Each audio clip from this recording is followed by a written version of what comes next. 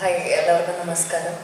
തന്നെ ഇവിടെ വന്ന എല്ലാവർക്കും thank you so much. Malayali from India നാളെ റിലീസാവാണ്, മെയ് 1 റിലീസാവാണ്, ഒരു ബുധനാഴ്ച റിലീസാവാണ്. വളരെ കുറച്ച് ദിവസങ്ങൾ മാത്രമേ ഞാൻ സെറ്റിലുണ്ടായിട്ടുള്ളൂ. അപ്പം വളരെ കുറച്ച് ഭാഗമേ ആണുള്ളൂ. പക്ഷേ ഞാൻ കണ്ടെടുത്തോളം ഞാൻ ഒരുപാട് കാണാൻ എക്സൈറ്റഡ് ആയിട്ടുള്ളൊരു സിനിമയാണ് മലയാളി ഫ്രം ഇന്ത്യ. ഒരു സാധാരണക്കാരൻ്റെ, ഒരു സാധാരണ മലയാളിയുടെ ഗോപി എന്നൊരു യുവാവിൻ്റെ ഒരു സിനിമയാണ്. ആളുടെ ലൈഫും ആളുടെ പ്രണയവും ആളുടെ ജീവിതവും ആളുടെ പ്രശ്നങ്ങളും ഒക്കെ ആയിട്ട് പോകുന്ന ഒരു എൻ്റർടൈൻമെൻറ്റും, but at the same time നിങ്ങൾക്ക് റിലേറ്റ് ചെയ്യാൻ പറ്റുന്ന ഒരു സിനിമയാണ് മലയാളി ഫ്രം ഇന്ത്യ. സോ നാളെ എല്ലാവരും തിയേറ്ററിൽ തന്നെ ഒന്ന് പോയി കാണും. വർക്കിംഗ് ഡേ ആണെന്ന് അറിയാം, ബട്ട് സ്റ്റിൽ തിയേറ്ററിൽ തന്നെ ഒന്ന് പടം പോയി കാണുമെന്ന് പ്രതീക്ഷിക്കുന്നു. പ്രേക്ഷകർ ആ സിനിമ രണ്ട് കൈയും നീട്ടി സ്വീകരിക്കും എന്നും പ്രതീക്ഷിക്കുന്നു. So thank you. ഒരുപാട് സീനിയർ ആക്ടേഴ്സിൻ്റെ കൂടെ ഒക്കെ ചെയ്തു. അപ്പം ഇതിൽ തന്നെ ആ ടീച്ചറിൽ എനിക്ക് കല്യാണപ്രായമായിട്ടില്ലടാ മുതുക്ക എന്ന് കേൾക്കാൻ നല്ല രസമുണ്ടായിരുന്നു. അപ്പം നിവിനായിട്ടൊരു ഇക്വേഷൻ എങ്ങനെയാണ്, നിവിനായിട്ടും ഈ ടീമിൽ വർക്കിംഗ് ഉള്ളൊരു എക്സ്പീരിയൻസും കൂടെ പറയാം.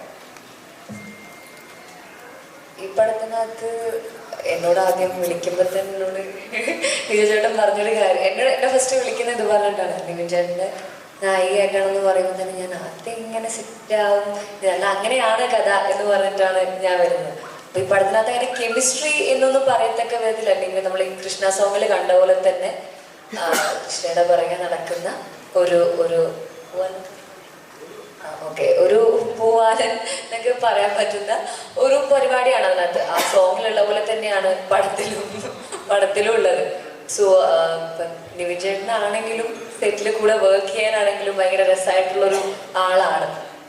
എനിക്ക് തോന്നുന്നു ആ റാപ്പോ നൈസായിട്ട് സ്ക്രീനിൽ വന്നിട്ടുണ്ട് എന്ന് തോന്നുന്നു.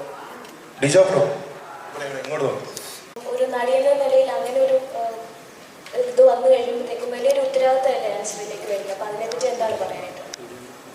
തീർച്ചയായിട്ടും അതെ. പക്ഷേ മഞ്ചേഷി പറഞ്ഞ പോലെ ഒരു ഭാഗ്യനായിക എന്നൊന്നും ആ പട്ടൊന്നും ഞാൻ എടുത്തിടുന്നില്ല. ഒരു സിനിമ പൊട്ടിപ്പോകുന്നതേ ഉള്ളൂ. സോ അങ്ങനെയൊന്നും ഞാൻ വിചാരിക്കുന്നില്ല. അതിൻ്റെ പിന്നിൽ ഒരുപാട് പേര് വർക്ക് ചെയ്യുന്ന, അതിൽ ജസ്റ്റ് ഒരു ചെറിയൊരു ഭാഗം മാത്രം എന്നൊരു ഉത്തരവാദിത്തം മാത്രമേ ഞാൻ ചെയ്യുന്നുള്ളൂ. ഇപ്പം ബട്ട് നല്ല സിനിമയുടെ ഭാഗമാകും. ഇപ്പോൾ കഴിഞ്ഞ 2 സിനിമകളാണെങ്കിലും ഒക്കെ നല്ല ടീമിൻ്റെയും നല്ല സിനിമയുടെയും ഭാഗമാകാൻ പറ്റി എന്നുള്ളതാണ്. ഇപ്പം ഇതാണെങ്കിലും മലയാളി ഫ്രം ഇന്ത്യ ആണെങ്കിലും നല്ലൊരു ക്രൂ ആണത്. സോ അങ്ങനെ നല്ല ടീമിൻ്റെ ഭാഗമാകുമ്പോൾ നല്ല സിനിമകൾ കിട്ടുന്നു എന്ന് ഞാനും കരുതുന്നു.